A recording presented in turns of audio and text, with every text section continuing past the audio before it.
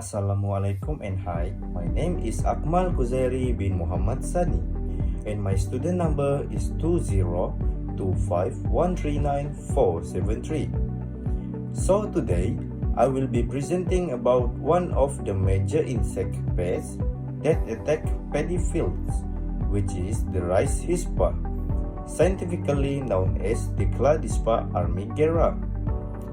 This pest is a significant threat to rice production, especially in Asia, and can cause serious yield loss if not properly managed.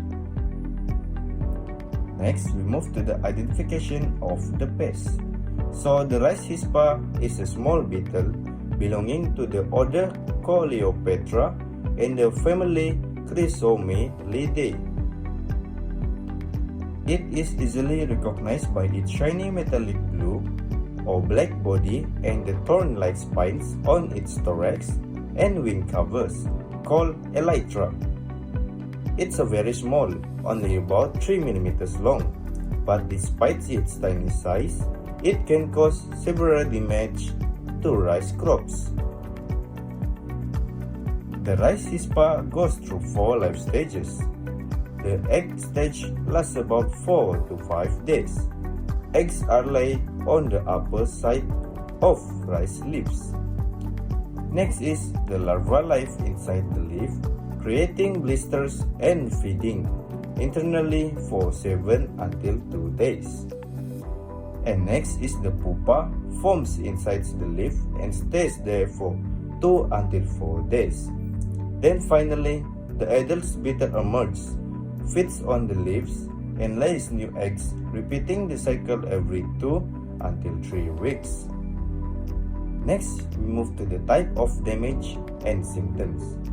The damage caused by rice Hispa is twofold.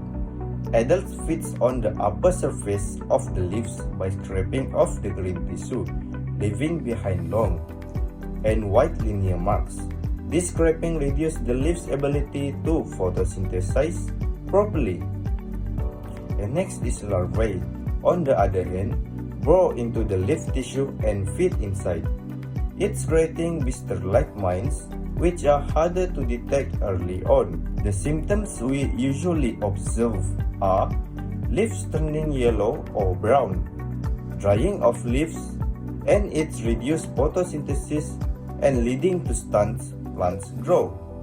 In severe cases, the rice Hispa can cause up to 20 until 30% yield loss, which can significantly affect farmers' incomes and food supply. Next, we move to the location of pest activity. The rice Hispa is commonly found in rice growing areas across Asia. It prefers rice nurseries and young paddy fields, especially at the earlier tillering stage, when rice leaves are young and soft.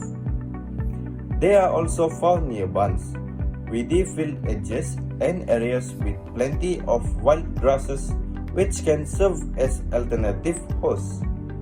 The eggs are laid on the upper side of the leaves, while larvae live safely inside the leaves and protect from the predators. Next, we move to the timing and duration of infestation. The rice Hispa usually appear during the earlier growth stage of the rice crop. Its activity peaks during the hot and humid seasons, especially during the wet seasons, common in tropical countries. These beetles are most active during the daytime, especially in the morning, when the environment is moist. Due to their short life cycle of 2 until 3 weeks, they can reproduce rapidly, leading to multiple generations in a single cropping season. This makes earlier detection and control very important. Next, we move to the causes of infestation. So, there are several factors that increase the chance of rice Hispa infestation. They attract the young soft rice leaves. High humidity, frequent rains, and stagnant water provide a variable environment. Dense planting creates more humidity and reduces air circulation. and the presence of weeds and wild grasses nearby also contribute as this can host the pest. And then poor field sanitation and lack of earlier monitoring worsen the situation. Next, we move to the pest entry, damage and control. Rice Hispa adults can fly in from nearby grasslands or infested plots. Once in the field, they lay eggs on the leaves.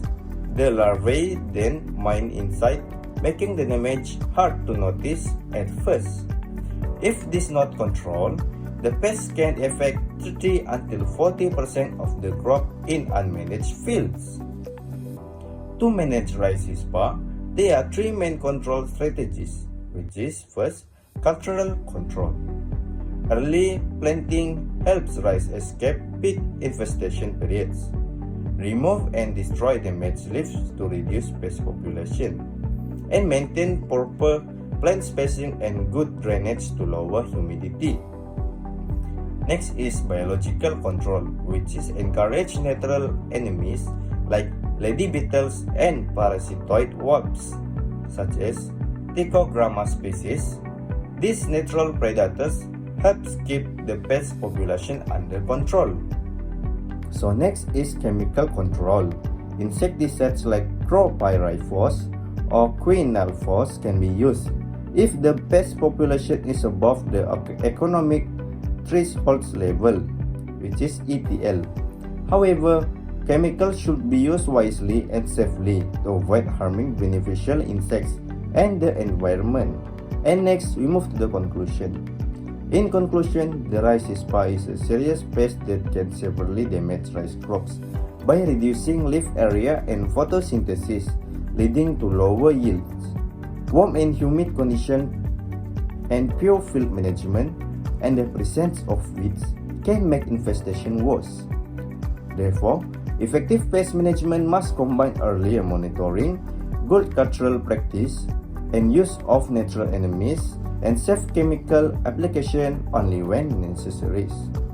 By doing this, farmers can protect their crops, ensure good yields, and reduce the impact of these damaging pests. So that's all from me. Thank you very much for your attention. I hope this presentation has helped you understand more about the rice Hispa and the importance of integrated pest management in paddy fields. And goodbye.